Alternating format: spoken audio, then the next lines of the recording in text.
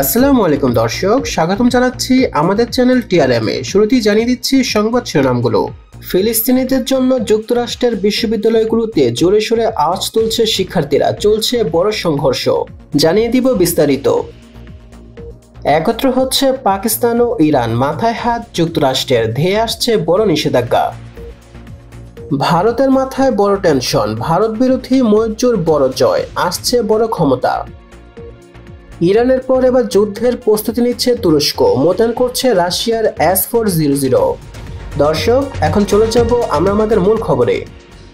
গাজায় ইসরায়েলের চলমান হামলার বিরুদ্ধে চলা বিক্ষোভ ছড়িয়ে পড়েছে যুক্তরাষ্ট্রের বিভিন্ন বিশ্ববিদ্যালয়ে। গত কয়েকদিনে নিউ ইয়র্ক বিশ্ববিদ্যালয় এবং ইয়েল বিশ্ববিদ্যালয়ে বিক্ষোভ করার সময় ফিলিস্তিনপন্থী বহু শিক্ষার্থীকে আটক করেছে পুলিশ। এক বিবৃতিতে বিশ্ববিদ্যালয় কর্তৃপক্ষ জানিয়েছে যে সোমবার অর্থাৎ 22 এপ্রিল সন্ধ্যায় ইয়েল বিশ্ববিদ্যালয়ে বিক্ষোভ সমাবেশ করার সময় অন্তত 47 জন শিক্ষার্থীকে আটক করা হয়েছে। গাজায় ইসরায়েলের আগ্রাসনের বিরুদ্ধে প্রতিবাদ জানাতে গত সপ্তাহে নিউ ইয়র্ক সিটি ক্যাম্পাসে তাঁবু গেড়ে অবস্থান নেন অসংখ্য শিক্ষার্থী। এর প্রতিক্রিয়ায় কলম্বো বিশ্ববিদ্যালয়ের ব্যক্তিগত ক্লাস বর্জন করার পর পুলিশি হস্তক্ষেপ শুরু হয় বিশ্ববিদ্যালয়গুলোতে। বিবৃতিতে বলা হয়, সোমবার অর্থাৎ 22 এপ্রিল কর্তৃপক্ষের হুঁশিয়ারি অমান্য করে নিউ ইয়র্ক বিশ্ববিদ্যালয়ের কাছে গোল্ড প্লাজায় একটি ক্যাম্পাসে অবস্থান নেন প্রতিবাদকারীরা। এ সময় শিক্ষার্থীদের সঙ্গে পুলিশের সংঘর্ষের ঘটনা ঘটে। পুলিশ বিক্ষোভকারীদের ছত্রভঙ্গ করার চেষ্টা করে এবং তাদের তাঁবু উপড়ে ফেলে।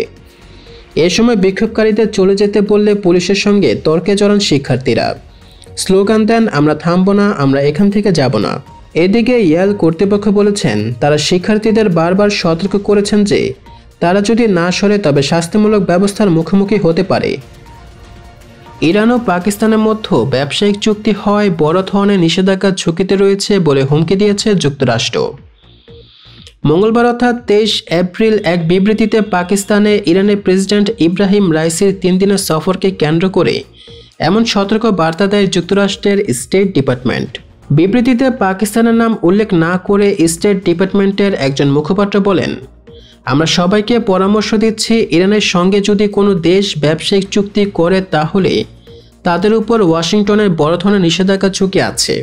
ওয়াশিংটনের সঙ্গে ইসলামাবাদের বাণিজ্যিক ও অর্থনৈতিক সম্পর্কের বিষয়ে মন্তব্য করার সময় এই মুখপাত্র বলেন, মার্কিন যুক্তরাষ্ট্র পাকিস্তানের বৃহত্তম রপ্তানি বাজার এবং বৃহত্তম বিনিয়োগকারী দেশের মধ্যে একটি।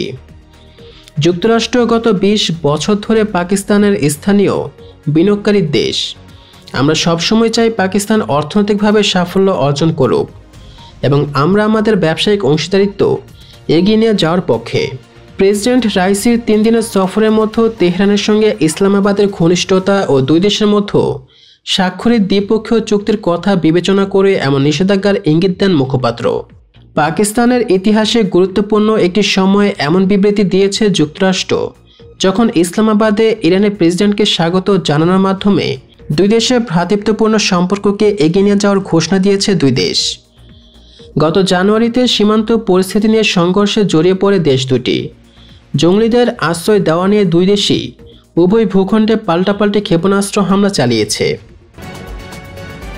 মালদ্বীপের পার্লামেন্ট নির্বাচনে প্রেসিডেন্ট মোহাম্মদ মুইজ্জুর দল পিপল ন্যাশনাল কংগ্রেস বড় ব্যবধানে জয় পেয়েছে। আর তার দলের এই জয়ের পর থেকে আন্তর্জাতিক রাজনৈতিক অঙ্গনে শুরু হয়েছে আলোচনা। বিশ্লেষকরা বলছেন, নির্বাচনের এই ফল দ্বীপ রাষ্ট্রটিকে তাদের দীর্ঘদিনের মিত্র ভারত থেকে দূরে সরিয়ে চীনকে আরও ঘনিষ্ঠ করে তুলতে সাহায্য করবে। মালদ্বীপের প্রেসিডেন্ট নির্বাচনে পিপল ন্যাশনাল কংগ্রেস জয় পাওয়ার পর থেকে দেশটির উপর ভারতের প্রভাব কমতে পারে তা আগে থেকে ধারণা করেছিল বিশ্লেষকরা। আর সেই ধারণাকে সত্যি করান প্রেসিডেন্ট মোহাম্মদ মুইজ্জু। ক্ষমতা হাতে পেয়ে ভারতের সেনা প্রত্যাহারের পাশাপাশি নিতে থাকেন নানা পদক্ষেপ। এর মধ্যেও চীনের সঙ্গে ঘনিষ্ঠতা বাড়ান তিনি। এর ধারাবাহিকতায় এবার দেশটির পার্লামেন্টও বড় জয় পেল মুইজ্জুর দল। আন্তর্জাতিক বিভিন্ন গণমাধ্যমের বরাতে জানা যায়, মালদ্বীপের এবারে পার্লামেন্ট নির্বাচন দুইটি কারণে আকর্ষণের কেন্দ্রবিন্দু হয়ে উঠেছিল। এর প্রথমটি হলো মুইজ্জুর ভারত বিরোধী অবস্থান ও চীন ঘেঁষার নীতি মালদ্বীপের মানুষের কাছে কতটা গ্রহণযোগ্য তা পরখ করার একটা পরিসর তৈরি করেছিল এই নির্বাচন। দ্বিতীয় কারণটি হলো মোহাম্মদ মুইজ্জু প্রেসিডেন্ট হলো দেশটির পার্লামেন্টের সংখ্যাগরিষ্ঠতা না থাকায় বিরোধী পক্ষের আইন প্রণেতাদের আপত্তিতে তার মনোনীত 3 জনের মন্ত্রিসভায় যোগদান আটকে যায়। মঞ্জুর প্রস্তাবিত কয়েকটি বিল পাশেও আপত্তি জানান বিরোধীরা। তবে এবার পার্লামেন্ট নির্বাচনে জয়ের মধ্য দিয়ে ক্ষমতাসীনদের জন্য সিদ্ধান্ত নেওয়া সহজ হবে বলে মনে করছেন বিশ্লেষকরা। অন্যদিকে মালদ্বীপের এই নির্বাচনকে চীনের সঙ্গে অর্থনৈতিক সহযোগিতা বাড়ানোর জন্য মঞ্জুর পরিকল্পনার পরীক্ষা হিসেবে দেখা হচ্ছিল। প্রেসিডেন্ট দায়িত্ব নেওয়ার পর তিনি বেইজিং সফর করেন। সফরে চীনের প্রেসিডেন্ট শি জিনপিং সহ দেশটির উচ্চ পর্যায়ের কর্মকর্তাদের সঙ্গে সাক্ষাৎ করেন তিনি। দেশটির বিদেশ নীতি বিশেষ করে ভারত ও চীনের সঙ্গে সম্পর্কের ক্ষেত্রে একটি উল্লেখযোগ্য প্রভাব ফেলবে বলে মনে করা হচ্ছে। যুক্তরাষ্ট্রের তীব্র আপত্তির মধ্যেই রাশিয়ার বিতর্কিত আকাশ প্রতিরক্ষা ব্যবস্থা S-400 মোতায়েন করতে যাচ্ছে তুরস্ক। খুব শীঘ্রই ইরাক সীমান্তে এগুলো মোতায়েন করা হবে বলে জানিয়েছে আন্তর্জাতিক গণমাধ্যম। কুর্দিস্তান ওয়ার্কার্স পার্টি অর্থাৎ পিপিকের বিরুদ্ধে এই আকাশ প্রতিরক্ষা ব্যবস্থা সক্রিয় করার তথ্য উঠে এসেছে তুর্কি গণমাধ্যমে।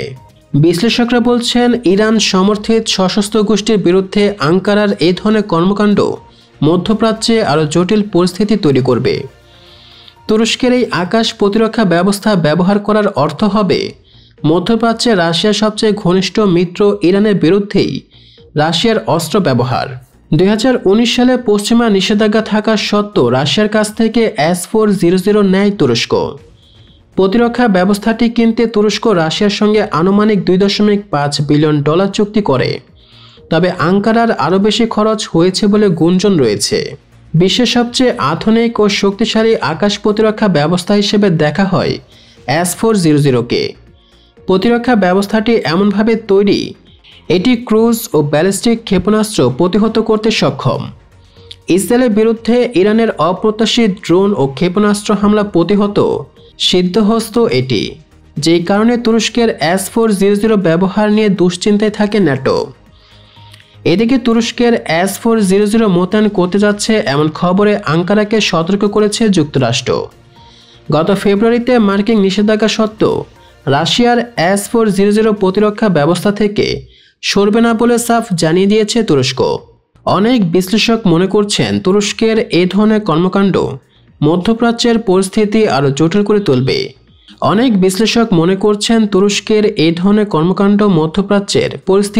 জটিল করে তুলবে। ইসরায়েল ইরান সংঘাতের জেরে নিজেদের নিরাপত্তার যুক্তি দিয়েও এই প্রতিরক্ষা ব্যবস্থা ব্যবহারের চেষ্টা করবে আঙ্কারা। তাছাড়া পিপিকের পেছনে ইরানের সমর্থন রয়েছে বলে মনে করা হয়।